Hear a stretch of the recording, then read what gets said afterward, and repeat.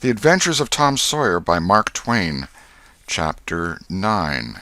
Tragedy in the Graveyard. At 9:30 that night, Tom and Sid were sent to bed as usual. They said their prayers, and Sid was soon asleep.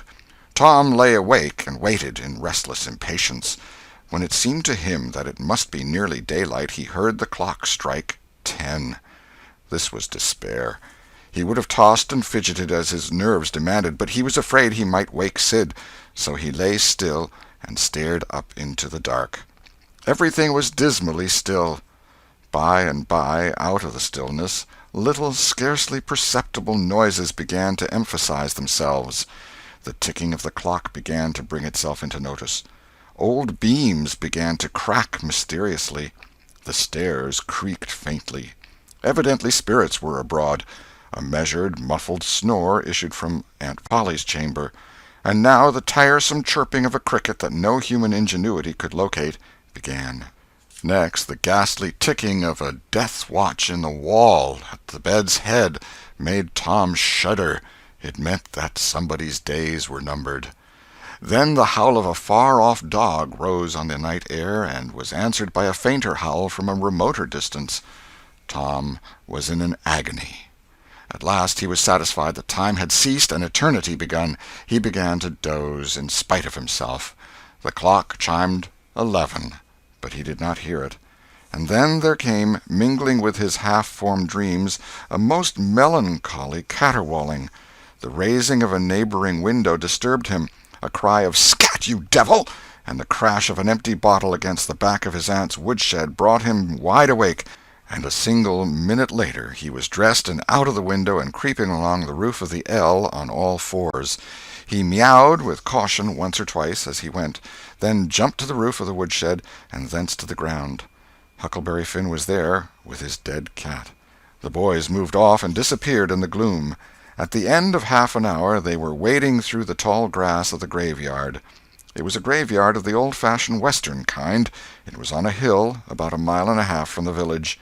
It had a crazy board fence around it, which leaned inward in places, and outward the rest of the time, but stood upright nowhere. Grass and weeds grew rank over the whole cemetery.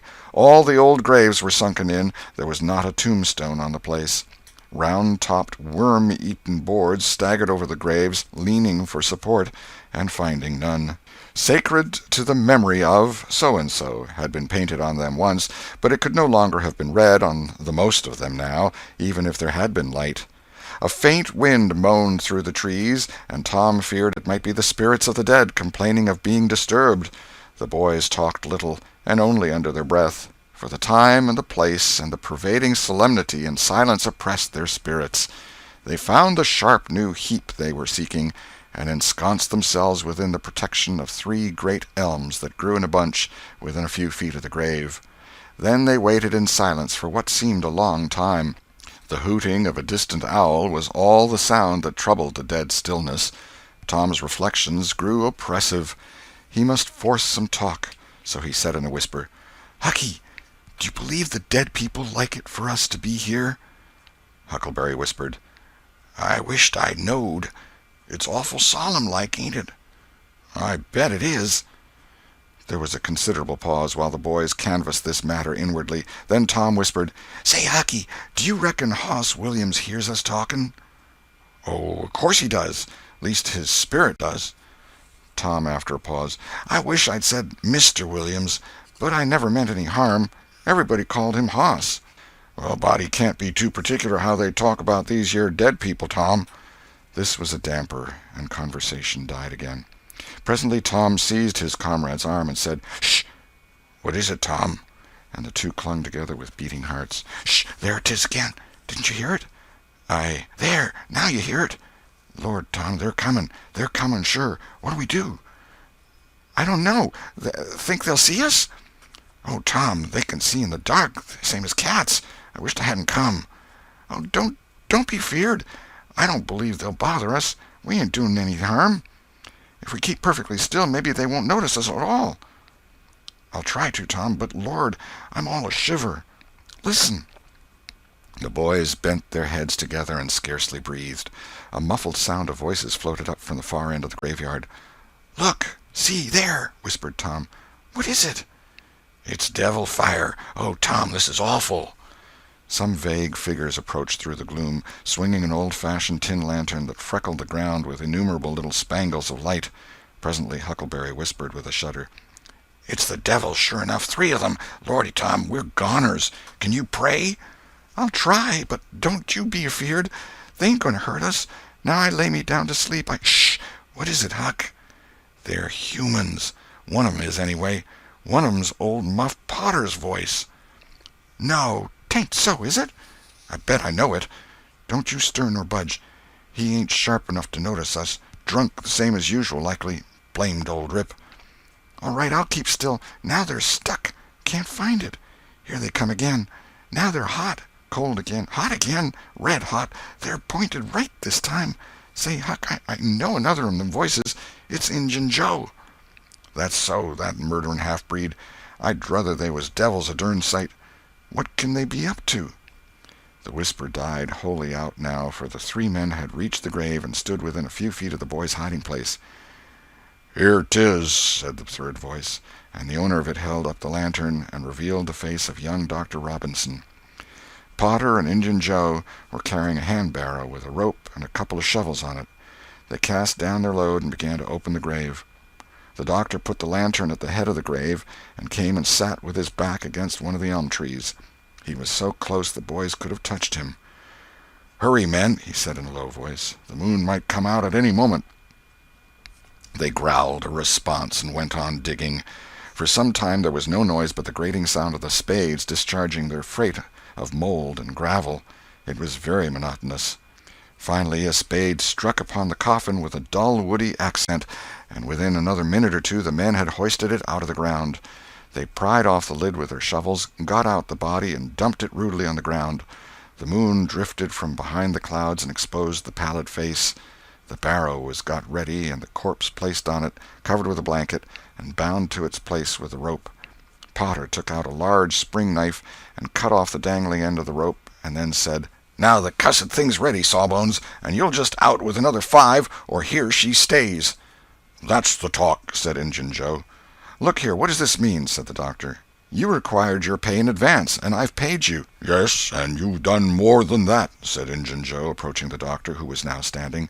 5 years ago you drove me away from your father's kitchen one night when I come to ask for something to eat, and you said I warn't there for any good, and when I swore I'd get even with you if it took 100 years, your father had me jailed for a vagrant. Did you think I'd forget? The Injun blood ain't in me for nothing, and now I've got you, and you got to settle, you know." He was threatening the doctor, with his fist in his face by this time. The doctor struck out suddenly and stretched the ruffian on the ground. Potter dropped his knife and exclaimed, "Here, now, don't you hit my pard!" And the next moment he was grappled with the doctor, and the 2 were struggling with might and main, trampling the grass and tearing the ground with their heels. Injun Joe sprang to his feet, his eyes flaming with passion, snatched up Potter's knife, and went creeping, cat-like and snooping, round and round about the combatants, seeking an opportunity. All at once the doctor flung himself free, seized the heavy headboard of William's grave, and felled Potter to the earth with it, and in the same instant the half-breed saw his chance and drove the knife to the hilt in the young man's breast. He reeled and fell partly upon Potter, flooding him with his blood, and in the same moment the clouds blotted out the dreadful spectacle, and the 2 frightened boys went speeding away in the dark. Presently, when the moon emerged again, Injun Joe was standing over the 2 forms, contemplating them. The doctor murmured inarticulately, gave a long gasp or 2, and was still. The half-breed muttered, "That score is settled, damn you." Then he robbed the body, after which he put the fatal knife in Potter's open right hand and sat down on the dismantled coffin. 3, 4, 5 minutes passed, and then Potter began to stir and moan. His hand closed upon the knife. He raised it, glanced at it, and let it fall with a shudder. Then he sat up, pushing the body from him, and gazed at it, and then around him confusedly. His eyes met Joe's. "Lord, how is this, Joe?" he said. "It's a dirty business," said Joe, without moving. "What did you do it for?" I never done it." "Look here, that kind of talk won't wash." Potter trembled and grew white. "I thought I'd got sober. I'd no business to drink tonight, but it's in my head yet, worse'n when we started here. I'm all in a muddle, can't recollect anything of it hardly. Tell me, Joe, honest now, old feller, did I do it? Joe, I never meant to, 'pon my soul and honor, I never meant to, Joe. Tell me how it was, Joe. Oh, it's awful, and him so young and promising." "Why, you two was scuffling, and he fetched you one with the headboard, and you fell flat, and then up you come, all reeling and staggering like, and snatched the knife and jammed it into him, just as he fetched you another awful clip, and here you've laid, as dead as a wedge till now." "Oh, I didn't know what I was doing. I wish I may die this minute if I did. It was all on account of the whiskey, and the excitement, I reckon. I never used a weepon in my life before, Joe. I've fought, but never with weepons. They'll all say that. Joe, don't tell. Say you won't tell, Joe. That's a good feller. I always liked you, Joe, and stood up for you, too. Don't you remember? You won't tell, will you, Joe?" And the poor creature dropped on his knees before the stolid murderer and clasped his appealing hands. "No. You've always been fair and square with me, Muff Potter, and I won't go back on you. There, now, that's as fair as a man can say." "Oh, Joe, you're an angel. I'll bless you for this the longest day I live." And Potter began to cry. "Come, now, that's enough of that. This ain't any time for blubbering. You be off yonder way, and I'll go this. Move now, and don't leave any tracks behind you." Potter started on a trot that quickly increased to a run.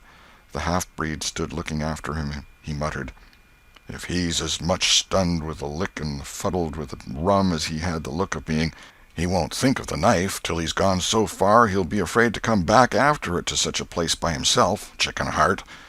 2 or 3 minutes later, the murdered man, the blanketed corpse, the lidless coffin, and the open grave were under no inspection but the moon's. The stillness was complete again, too. End of Chapter 9. Chapter 10. Dire Prophecy of the Howling Dog. The two boys flew on and on toward the village, speechless with horror. They glanced backwards over their shoulders from time to time, apprehensively, as if they feared they might be followed. Every stump that started up in their path seemed a man and an enemy, and made them catch their breath. And as they sped by some outlying cottages that lay near the village, the barking of the aroused watchdogs seemed to give wings to their feet.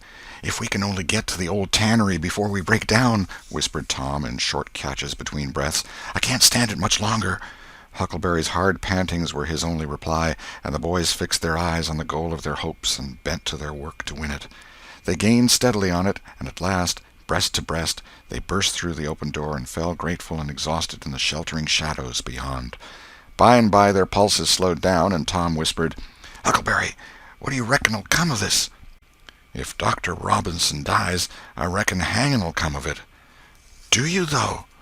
"Why, I know it, Tom." Tom thought a while, then he said, "Who'll tell? We?" "What are you talking about? Suppose something happened and Injun Joe didn't hang. Why, he'd kill us some time or other, just as dead sure as we're laying here."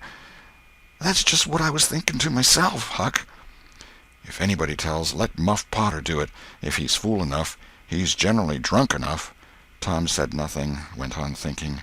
Presently he whispered, "Huck, Muff Potter don't know it. How can he tell?" "What's the reason he don't know it?" "Because he'd just got that whack when Injun Joe done it. Do you reckon he could see anything? Do you reckon he knowed anything?" "By hokey, that's so, Tom." "And besides, look here, maybe that whack done for him." "No, 'tain't likely, Tom. He had liquor in him, I could see that, and besides he always has. Well, when Pap's full, you might take and belt him over the head with a church and you couldn't faze him. He says so his own self. So it's the same with Muff Potter, of course. But if a man was dead sober, I reckon maybe that whack might fetch him. I don't know." After another reflective silence, Tom said, "Hucky, you sure you can keep mum?" "Tom, we got to keep mum. You know that. That Injun devil wouldn't make any more of drowning us than a couple of cats, if we was to squeak about this and they didn't hang him. Now, looky here, Tom. Let's take and swear to one another. That's what we got to do. Swear to keep mum." "I'm agreed. It's the best thing. Would you just hold hands and swear that we—" "Oh, no, that wouldn't do for this. That's good enough for little rubbishy common things, especially with gals, 'cause they go back on you anyway, and blab if they get in a huff, but there oughter be writing about a big thing like this, and blood." Tom's whole being applauded this idea. It was deep and dark and awful. The hour, the circumstances, the surroundings were in keeping with it. He picked up a clean pine shingle that lay in the moonlight, took a little fragment of red keel out of his pocket, got the moon on his work, and painfully scrawled these lines, emphasizing each slow downstroke by clamping his tongue between his teeth and letting up the pressure on the upstrokes. See next page. Huckleberry was filled with admiration of Tom's facility in writing and the sublimity of his language. He at once took a pin from his lapel and was going to prick his flesh, but Tom said, "Hold on, don't do that. A pin's brass. It might have verdigrease on it." "What's verdigrease?" "It's pison.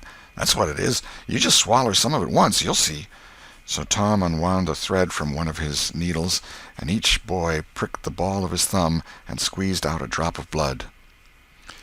"Huck Finn and Tom Sawyer swears they will keep mum about this, and they wish they may drop down dead in their tracks if they ever tell, and rot."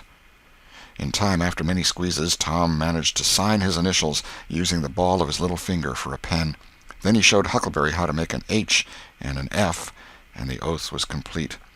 They buried the shingle close to the wall, with some dismal ceremonies and incantations, and the fetters that bound their tongues were considered to be locked and the key thrown away. A figure crept stealthily through a break in the other end of the ruined building now, but they did not notice it. "Tom," whispered Huckleberry, "does this keep us from ever telling always?" "Of course it does. It don't make any difference what happens. We got to keep mum. We drop down dead. Don't you know that?" "Yes, I reckon that's so." They continued to whisper for some little time. Presently a dog set up a long, lugubrious howl just outside, within 10 feet of them. The boys clasped each other suddenly in an agony of fright. "Which of us does he mean?" gasped Huckleberry. "I don't know. Peep through the crack, quick." "No, you, Tom." I can't do it, Huck." "Please, Tom. There 'tis again." "Oh, Lordy, I'm thankful," whispered Tom. "I know his voice. It's Bull Harbison." Note: if Mr. Harbison had owned a slave named Bull, Tom would have spoken of him as Harbison's Bull, but a son or a dog of that name was Bull Harbison. "Oh, that's good. I tell you, Tom, I was scared to death, and I'd have bet anything it was a stray dog." The dog howled again. The boy's heart sank once more. "Oh, my, that ain't no Bull Harbison," whispered Huckleberry. "Do, Tom." Tom, quaking with fear, yielded and put his eye to the crack. His whisper was hardly audible when he said, "Oh, Huck, it's a stray dog." "Quick, Tom, quick. Who does it mean?" "Huck, he must mean us both. We're right together." "Oh, Tom, I reckon we're goners. I reckon there ain't no mistake 'bout where I'll go to. I been so wicked. Dag fetch it, this comes of playing hooky and doing everything a feller's told not to do. I might have been good like Sid if I'd have tried, but no, I wouldn't, of course. But if ever I get off of this time, I lay I'll just waller in Sunday schools." And Tom began to snuffle a little. "You bad?" And Huckleberry began to snuffle too. "Consound it, Tom Sawyer, you're just old pie, 'longside of what I am. Oh, Lordy, Lordy, Lordy, I wished I'd only had half your chance." Tom choked off and whispered, "Look, Hucky, look! He's got his back to us." Hucky looked with joy in his heart. "Well, he has, by jingoes! Did he before?" "Yes, he did, but like a fool, I never thought. Oh, this is bully, you know. Now who can he mean?" The howling stopped, and Tom pricked up his ears. "Shh! What's that?" he whispered. "Sounds like hogs grunting. No, it's somebody snoring, Tom." "That is it. Whereabouts is it, Huck?" "I believe it's down at t'other end. Sounds so, anyway. Pap used to sleep there sometimes, 'long with the hogs, but laws bless you, he just lifts things when he snores. Besides, I reckon he ain't ever coming back to this town any more." The spirit of adventure rose in the boys' souls once more. "Hucky, do you dast to go if I lead?" "I don't like too much. Tom, suppose it's Injun Joe." Tom quailed. But presently the temptation rose up strong again, and the boys agreed to try, with the understanding that they would take to their heels if the snoring stopped. So they went tiptoeing stealthily down, the one behind the other. When they had got to within 5 steps of the snorer, Tom stepped on a stick, and it broke with a sharp snap. The man moaned, writhed a little, and his face came into the moonlight. It was Muff Potter. The boys' hearts had stood still, and their hopes too, when the man moved, but their fears passed away now. They tiptoed out, through the broken weather-boarding, and stopped at a little distance to exchange a parting word. That long, lugubrious howl rose on the night air again. They turned and saw the strange dog standing within a few feet of where Potter was lying, and facing Potter, with his nose pointing heavenward. "Oh, Jiminy, it's him!" exclaimed both boys in a breath. "Say, Tom, they say a stray dog come howling round Johnny Miller's house 'bout midnight as much as 2 weeks ago, and a whippoorwill come in and lit on a banisters and sung, the very same evening, and there ain't anybody dead there yet." "Well, I know that, and suppose there ain't. Didn't Gracie Miller fall in the kitchen fire and burn herself terrible the very next Saturday?" "Yes, but she ain't dead, and what's more, she's getting better, too." "All right, well, you wait and see. She's a goner just as dead sure as Muff Potter's a goner. That's what the niggers say, and they know all about these kind of things, Huck." Then they separated, cogitating. When Tom crept in at his bedroom window, the night was almost spent. He undressed with excessive caution, and fell asleep congratulating himself that nobody knew of his escapade. He was not aware that the gently snoring Sid was awake, and had been so for an hour. When Tom awoke, Sid was dressed and gone. There was a late look in the light, a late sense in the atmosphere. He was startled. Why had he not been called? Persecuted till he was up, as usual. The thought filled him with bodings. Within 5 minutes he was dressed and downstairs, feeling sore and drowsy. The family were still at table, but they had finished breakfast. There was no voice of rebuke, but there were averted eyes. There was a silence and an air of solemnity that struck a chill to the culprit's heart. He sat down and tried to seem gay, but it was uphill work. It roused no smile, no response, and he lapsed into silence and let his heart sink down to the depths. After breakfast his aunt took him aside, and Tom was almost brightened in the hope that he was going to be flogged, but it was not so. His aunt wept over him and asked him how he could go and break her old heart so, and finally told him to go on and ruin himself and bring her gray hairs with sorrow to the grave, for it was no use for her to try any more. This was worse than 1,000 whippings, and Tom's heart was sorer now than his body. He cried, he pleaded for forgiveness, promised to reform over and over again, and then received his dismissal, feeling that he had won but an imperfect forgiveness and established but a feeble confidence. He left the presence too miserable to even feel revengeful toward Sid, and so the latter's prompt retreat through the back gateway was unnecessary. He moped to school, gloomy and sad, and took his flogging, along with Joe Harper, for playing hooky the day before, with the air of one whose heart was busy with heavier woes and wholly dead to trifles. Then he betook himself to his seat, rested his elbows on his desk and his jaws in his hands, and stared at the wall with the stony stare of suffering that has reached the limit and can no further go. His elbow was pressing against some hard substance. After a long time he slowly and sadly changed his position and took up this object with a sigh. It was in a paper. He unrolled it. A long, lingering, colossal sigh followed, and his heart broke. It was his brass andiron knob. This final feather broke the camel's back. End of chapter 10.